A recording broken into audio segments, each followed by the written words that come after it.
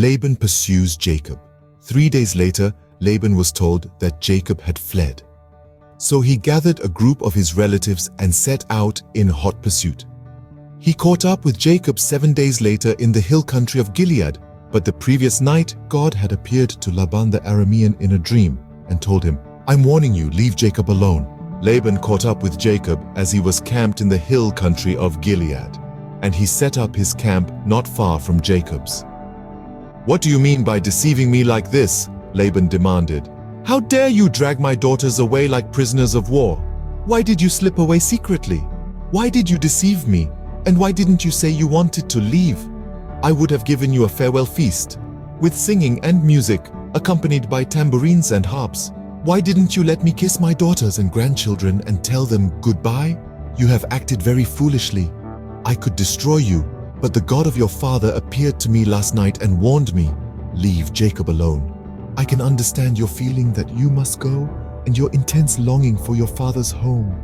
But why have you stolen my gods?"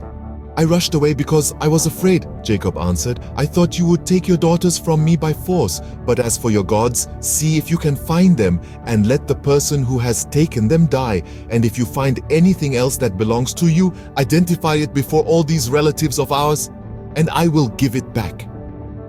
But Jacob did not know that Rachel had stolen the household idols. Laban went first into Jacob's tent to search there, then into Leah's, and then the tents of the 2 servant wives. But he found nothing. Finally, he went into Rachel's tent. But Rachel had taken the household idols and hidden them in her camel's saddle, and now she was sitting on them. When Laban had thoroughly searched her tent without finding them, she said to her father, "Please, sir, forgive me if I don't get up for you. I'm having my monthly period." So Laban continued his search, but he could not find the household idols. Then Jacob became very angry and he challenged Laban. "What's my crime?" he demanded. "What have I done wrong to make you chase after me as though I were a criminal? You have rummaged through everything I own. Now show me what you found that belongs to you. Set it out here in front of us, before our relatives, for all to see. Let them judge between us. For 20 years I have been with you, caring for your flocks. In all that time your sheep and goats never miscarried.